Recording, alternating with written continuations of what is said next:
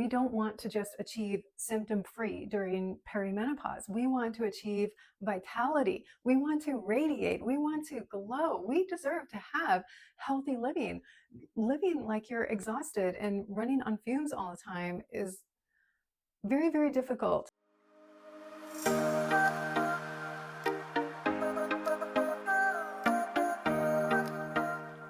Hi everyone, Dr. Ellie here. Welcome back to Arcanium Alchemy. I'm so glad to have you. Today, we are going to touch on 10 natural ways that you could boost your hormones this spring. Okay, before I cover these 10, I do want to say that it's crucial to approach these practices with awareness and sensitivity, considering your individual needs and your preferences. I'm not holding back on a couple of these, so I hope you will enjoy them. If you do have any concerns, please do consult your licensed medical healthcare provider. Always prioritize your well-being and adapt any of these recommendations for your own needs and sensitivities. Okay, and I think the final thing I want to say is, like anything, moderation is really key, right? We don't want to take any particular methods and go extreme or, even be too relaxed with them. So we want to try to find that middle road where we do get benefit. Okay, let's go ahead and start. So the first thing that I think we could really do as we're getting into the heart of spring now is to get exposure to morning sunlight. I love morning sunlight. I don't know if you noticed, but I am getting this really beautiful tan, if I could say that. If I could say that, I am just loving this glowing skin. I don't have anything on my skin right now. I hope it's coming through in the video, but in person, I've been getting a lot of compliments. And really what I'm doing is 20 minutes every morning of this morning sunlight. And it's been really powerful. I did start to do some research on it. And what they have found is that the morning sunlight actually complements your rise in cortisol in the morning, and it helps regulate that cortisol to melatonin spectrum throughout the day. So we want higher levels of cortisol in the morning, and that begins to drop down. And as that drops down in the evening, our melatonin begins to rise. And it turns out that morning sunlight actually resonates with that circadian rhythm. So I am finding that I am absolutely loving my morning sunlight routine. I guess also, it does help raise your vitamin D levels. So we talk about having low vitamin D as we're going through the perimenopause journey. One thing we want to also protect is our skin from too much sunlight. So that morning sunlight is actually quite a nice time to not get overexposure where the sun is really directly above you. It's more, off on the horizon and a little bit higher up. So you do get the benefits of vitamin D increases without sunblock, no sunblock. All right, let's move to number 2. Gentle movement with breath work. So all of you probably know by now, I am a huge fan of Qigong and Tai Chi practice. And I really love my practice. I tend now to kind of change my practice a little bit. Sometimes I like an hour, sometimes it's 20 minutes. But what I do find is if I do it twice a day, and I don't think you need to do that. So again, find your preference. How does it work for you? But if you could do that morning sunlight with 20 minutes of breath work and gentle movement, I have a couple videos on some gentle Qigong flow, even a stretch routine, and there are wonderful experts out there who have a lot of Qigong videos. But if you can do that kind of concentrated time of just being with your body, being with your breath, it really helps to awaken your vitality. It actually helps elevate DHEA levels. So DHEA helps support the production of estrogen and testosterone. This is amazing. Ladies, I am telling you, once I started Qigong and Tai Chi, I have not looked back. It's been 3 years and it is a practice for life. So not only does it help with the estrogen and testosterone production, it also counterbalances the cortisol increases that we may get with certain stress. So you'll hear me talk more and more about cortisol. I'll link one of the videos that I made on cortisol and estrogen. But here, DHEA is also produced by the adrenal glands. And these two hormones are actually kind of cross working with each other. So if cortisol gets too out of whack and we don't have DHEA levels, we really feel those perimenopausal symptoms, right? Instead, when DHEA goes up with cortisol, it actually combats the impacts of cortisol. So it's quite powerful. It ultimately helps reduce the negative impacts of stress, and it helps to balance that parasympathetic nervous system. So, if you could get 20 minutes a day, in fact, just combining number 1 and number 2, right? I'll put that here. So if you can combine these 2 things, you knock it out in one time. So I know we're all about time management. We got to fit things in. There's a lot to do. This is a huge thing that you could do, is combine these 2 things. Okay, these next 2 are a little more personal, but I think they are vital, and we're not talking about them enough, especially in women's care, especially when we're going to the medical doctor, when we're going to our gynecologist. We're not getting this type of information, but I'm going to share it here. I learned these things through doing deeper dives into Qigong, into Taoist practices, into even some of the spiritual practices, looking at how to fortify my body, how to really be in my feminine energy. So these next 2 practices, are a little more personal. So the third one here is called a yoni practice. And the yoni practice, you can either utilize a jade egg or other type of stones, or you can actually use silicone weights, which I'll put an image here of one that I really like, and I'll leave a link to this product in the description below. I am not sponsored by them in any way, but I really got into a search looking for these. And for a time, I also had to work with a pelvic floor therapist after my hysterectomy. And this product was recommended to me. It is really been a game changer for my pelvic floor health. I do like these 2. I want to say, if you work with a jade egg or a different type of crystal, you do have risk of potential infection from maybe bacterial growth within the crystal, within the stone. You have to do certain sterilization practices with them, so they're a little more complicated in that way if you don't have the time. But let me say, if you are finding that you have some incontinence, this can really help with the muscles of the pelvic floor.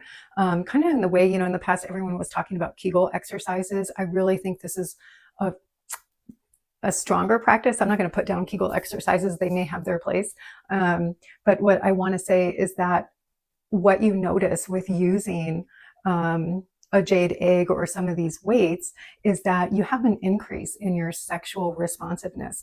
There's a vaginal softness that appears, and you gain a sexual confidence. It's, quite an interesting time, right? After 40, and then especially 50s, so you start to really feel this physical change with the vaginal structure, with the vaginal walls. And what I have found is this has been very, very restorative. And I know other women who have done this practice, and they absolutely love it. I think the final thing about this practice is it does connect you to your divine feminine energy. This is really powerful. It helps you think about creating a deeper relationship. You create the relationship to your vaginal health, to your hormone balance, to your own inner well that is, your fountain of youth. So I wanted to share that with you. Okay, let me move on to number 4, which is also another personal practice. So, you may find you prefer not to do this. I do recommend them. So the 4th one is self-breast massage. Self-massage can actually be a type of Qigong practice for women. And again, we're not getting enough of what we could do for our breasts. We hear about how to do a breast check to look for lumps, but we don't hear about how to maintain breast health. And breast self-massage is very, very powerful. What you would do is use the whole hand, but put a little pressure in the fingertips as you go around your breasts. I want to emphasize it's the whole area of your breast. So you can come all the way up to your collarbone. You want to get into the armpit, and you want to get below the breast line, maybe about an inch or so below the breast line. What this does is it helps drain the lymphatic system that's all around our area here. So that's a very common thing that we see with breast cancer is we see the lymph nodes really flare up all around. I mean, this is true for many cancers and lymph nodes around the cancer. But one thing that we don't do enough of as women is really think about prevention and how to get that lymphatic system to flow and exit out, right? Exit out of the armpit, exit out from around the neck and down below and into and away from the breast. So a lot of this also helps to unlock your joy. It unlocks love. It unlocks creative expression. You really, again, tap into your divine feminine energy. You are nurturing your body. You're becoming more intimate with your own body. And then the last thing is it actually enhances breast fullness. So one thing that starts to happen when our estrogens decline, we may notice that our breasts don't feel as full. As you do breast massage, you actually get more fullness in the breast. Okay, let's move on from that one. The fifth one that I really like is strength training. And I was never really good at this in my younger years, but I liked being active and I loved to go on walks and I used to rollerblade like crazy. I thought those things were all great at the time, but now I'm really into functional daily movements. I do not go to a gym. I do not lift weights. I found for me, weightlifting really got into my joints. I couldn't quite isolate the muscles the right way, so I have come to really love just using my body weight as weight. I had to really work on the mind-body connection to my muscles and how to ensure I'm using the muscle and not the joint. And so things that I started to practice to help me with that included working on push-ups. Now, there are so many ways to do push-ups, but I found my triceps were really weak in my back. So doing push-ups where my hands are just above the shoulders were really difficult. So I started with a wider, coming out wider like this, and that allowed me to use my biceps and my chest, and I was able to build up in my push-ups. And now I don't skip a day. I do push-ups every day. I usually try to hit my 20. Some days I find I do 15, so I may do a second set later on in the day. I really just want to hit the 20. That just became my mark, and it works for me. So that's one of them. The second form is to lift your body up off the ground. So try to practice without your hands, handless floor to standing elevations and back down again. I think you can practice these things different ways. Maybe I'll try to make a little video of how I actually do it. But there are some other experts out there who can show you how to do floor to standing elevations without your hands. And then I've been practicing for the third thing is pull-ups and pull-ups or chin-ups. So I was always calling them pull-ups, but turns out what I've been doing is actually chin-ups. And I wasn't able to even do one. I could not pull myself up. But what I started doing to practice that feeling was I got a little step stool and I did I believe it's called a reverse chin-up. So I jumped up to where I could be with the bar below my chin, and I practiced holding myself in that position, trying to count to 10, trying to hold that as long as I could, and then allowing myself to slowly drop down. And it took me a while, but now I'm doing 2 chin-ups in a row. On a really good day, the third one, I can jump and get up to doing the chin-up. But I tell you, I am just feeling stronger and stronger as these things are coming into my, daily routine. Okay, the great thing about doing this type of strength training is that it does release endorphins. It does help boost our testosterone and our estrogen. It also helps with our physical resilience. These are functional movements. These are movements that are going to help us get up off the floor, that are going to, if something drops on the floor, we could bend down and pick it up. If I need to reach up for something, I can grab it and not worry that I'm going to pull something. So, it also helps with warding off diabetes, helps increase our muscle mass and definitely the mobility and our joint health. All right, let's move on to the next one.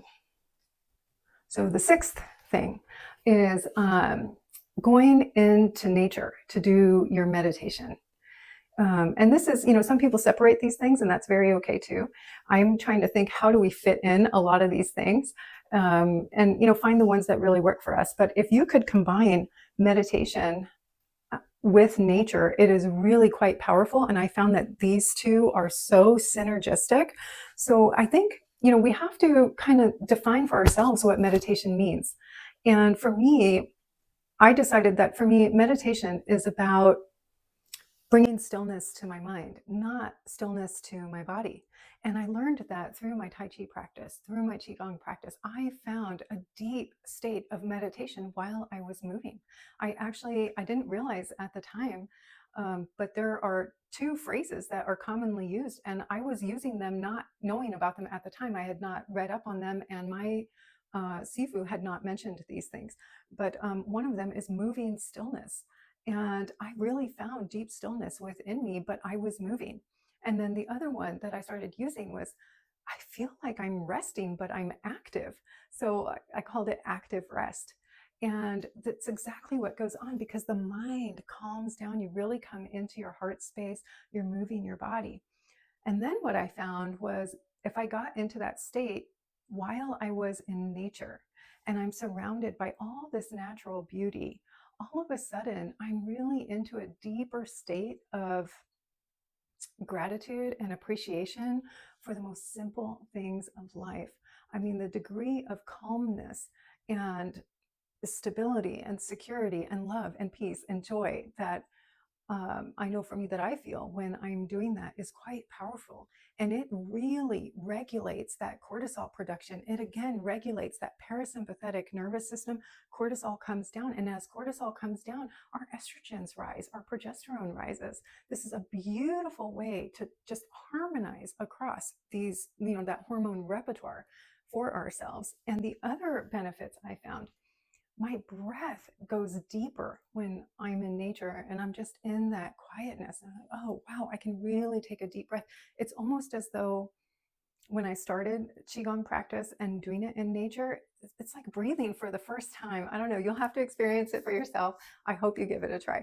Okay, let's keep going. Number 7, 4 more to go. The 7th one is hydration and detox support. So spring is really a wonderful time. We're getting a lot more of fresh fruits. Maybe your farmer's market, you're starting to see more there. If not, you might see more variety in your grocery store, which is amazing.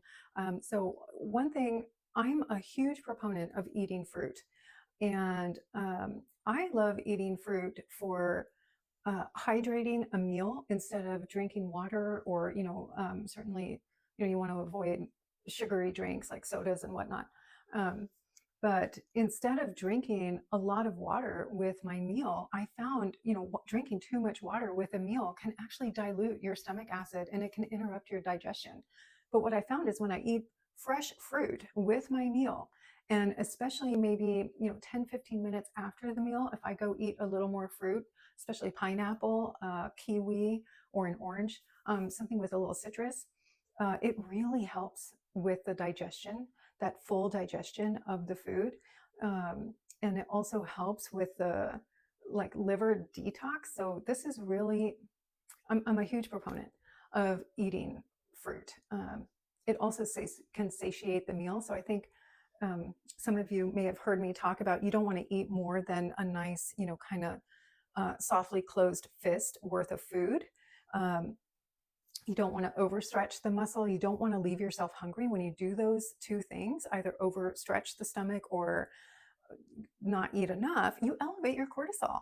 That's something we don't want to do. So, make sure you're eating the right amount. You could add a little bit of the fruit to help with bringing hydration to your meal. And then also think about eating every 2.5 to 3 hours. This way, then you are not triggering cortisol to turn on to break down the glycogen in your liver because you need to get your blood glucose back to speed. So I'm a huge proponent of smaller meals every 2.5 to 3 hours.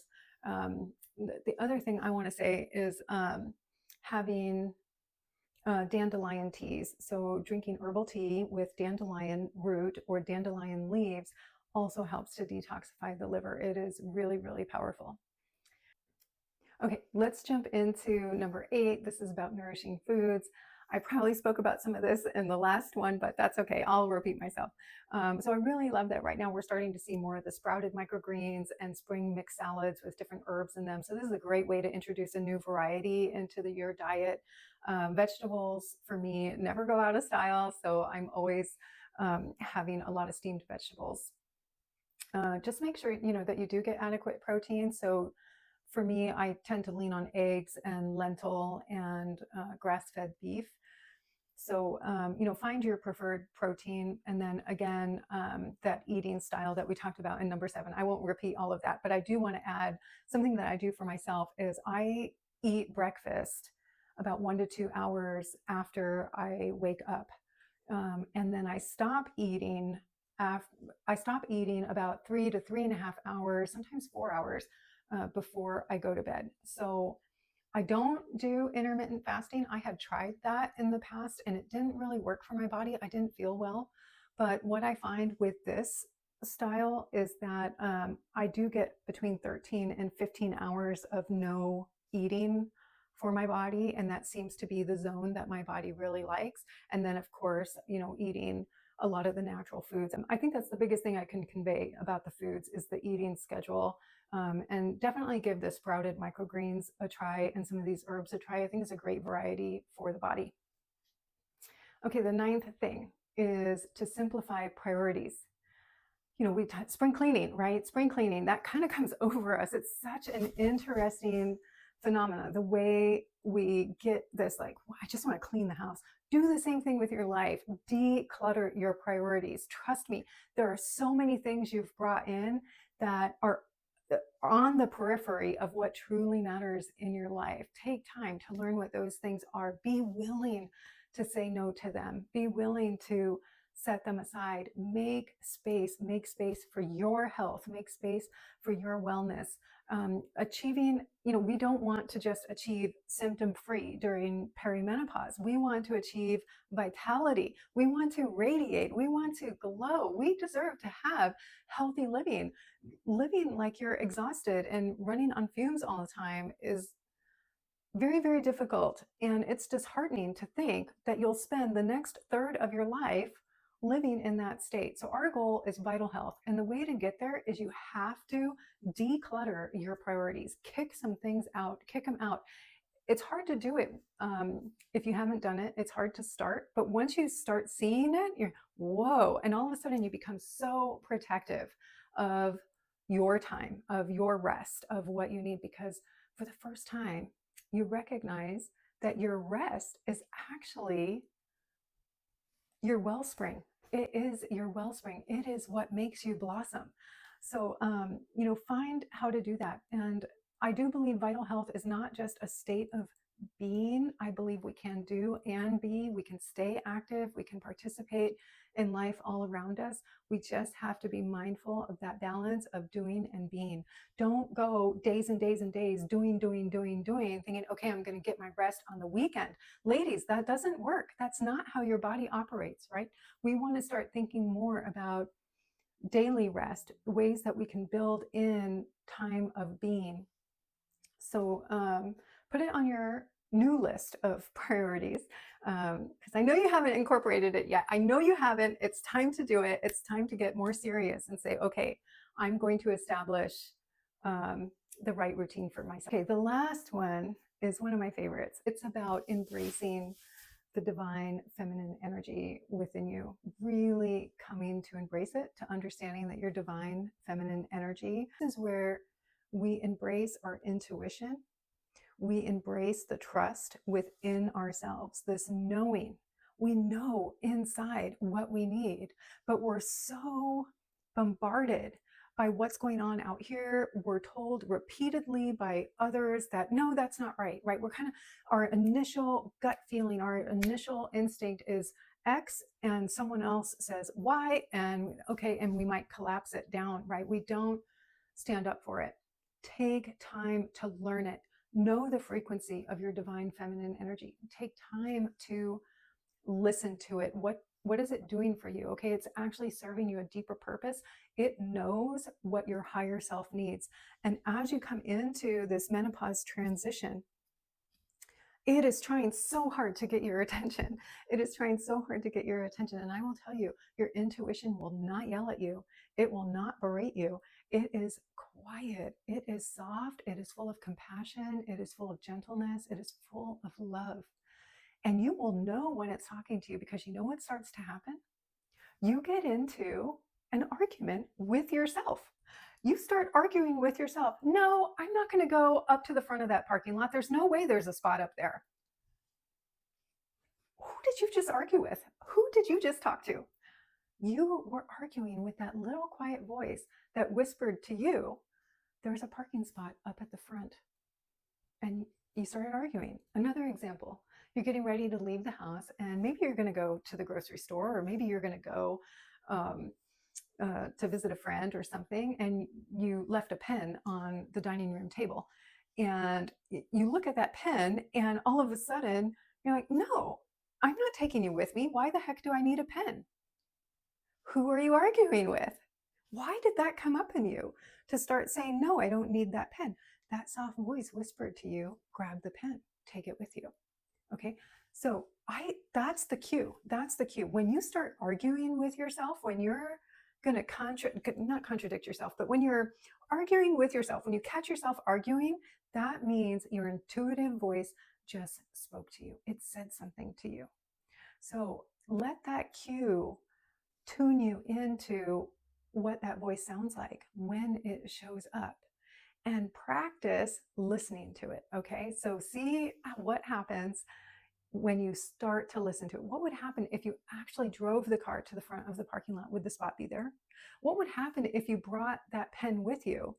Would you need it? Would you have to use it? And all of a sudden, oh, I happen to have a pen.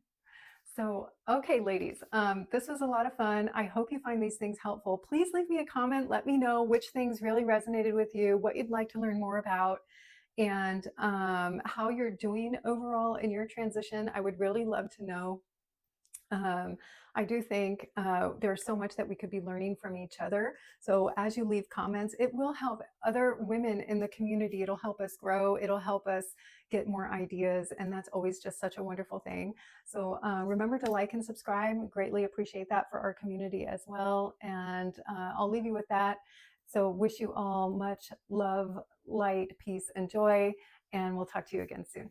Bye.